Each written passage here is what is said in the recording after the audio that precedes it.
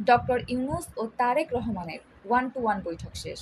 প্রস্তুতি সম্পন্ন হলে রমজান শুরুর আগের সপ্তাহে নির্বাচন হতে পারে প্রধান উপদেষ্টা। দর্শক, স্বাগত বিকেলের সংবাদে। সাথে আছি আমি সিনথিয়া জামান। এতক্ষণ শুনছিলেন শিরোনাম, এখন বিস্তারিত। অন্তর্বর্তী সরকারের প্রধান উপদেষ্টা অধ্যাপক ডক্টর মোহাম্মদ ইউনূস ও বিএনপির ভারপ্রাপ্ত চেয়ারম্যান তারেক রহমানের মধ্যে ওয়ান-টু-ওয়ান বৈঠক শেষ হয়েছে। বৈঠক শেষে উভয় পক্ষের প্রতিনিধিরা যৌথ বিবৃতি দেন। আজ শুক্রবার বাংলাদেশ সময় বিকেল 4টার দিকে উভয় পক্ষের প্রতিনিধিরা যৌথ বিবৃতি দেন। এতে প্রধান উপদেষ্টার প্রেস সচিব শফিকুল আলম, জাতীয় নিরাপত্তা উপদেষ্টা খলিলুর রহমান, বিএনপির স্থায়ী কমিটির সদস্য আমির খসরু মাহমুদ চৌধুরী উপস্থিত ছিলেন।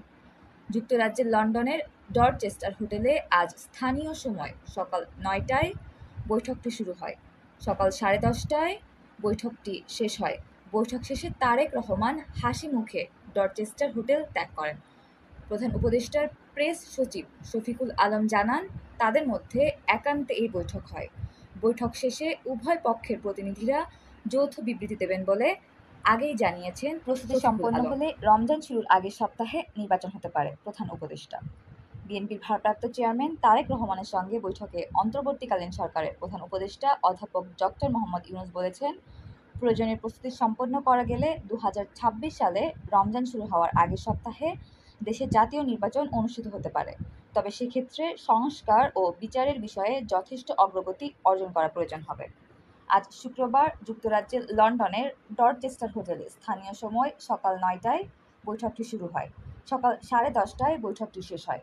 বৈঠক শেষে যৌথ বিবৃতিতে এ তথ্য জানানো হয়।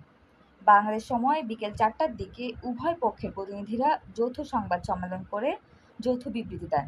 সংবাদ সম্মেলনে জাতীয় নিরাপত্তা উপদেষ্টা ডক্টর খলিলুর রহমান, প্রধান উপদেষ্টার প্রেস সচিব শফিকুল আলম, বিএনপির স্থায়ী কমিটির সদস্য আমির খসরু মাহমুদ চৌধুরী এবং বিএনপির নেতা হুমায়ুন কবির উপস্থিত ছিলেন। নির্বাচন অনুষ্ঠানের বিষয়ে প্রধান উপদেষ্টার এই অবস্থানকে স্বাগত জানিয়েছেন তারেক রহমান। যৌথ বিবৃতিতে আরও জানানো হয়, অত্যন্ত সৌহার্দ্যপূর্ণ পরিবেশে অধ্যাপক ইউনূস ও তারেক রহমানের মধ্যে বৈঠক অনুষ্ঠিত হয়েছে। তারেক রহমান প্রধান উপদেষ্টার কাছে আগামী বছরের রমজানের আগে নির্বাচন আয়োজনের জন্য প্রস্তাব করেন। দলের চেয়ারপারসন খালেদা জিয়াও মনে করেন, ওই সময়ে নির্বাচন অনুষ্ঠিত হলে ভালো হয়। প্রধান উপদেষ্টা বলেন, তিনি আগামী বছরের এপ্রিলের প্রথমার্ধের মধ্যে নির্বাচন অনুষ্ঠানের ঘোষণা দিয়েছেন। সব প্রস্তুতি সম্পন্ন করা গেলে 2026 সালের রমজান শুরু হওয়ার আগের সপ্তাহে নির্বাচন আয়োজন করা যেতে পারে। সেক্ষেত্রে সে সময়ের মধ্যে সংস্কার ও বিচারের বিষয়ে পর্যাপ্ত অগ্রগতি অর্জন করা প্রয়োজন হবে। বৈঠক ফলপ্রসূ আলোচনা হওয়ায় প্রধান উপদেষ্টা তারেক রহমানকে ধন্যবাদ জানান। এতক্ষণ ছিলাম বিকেলের সংবাদে।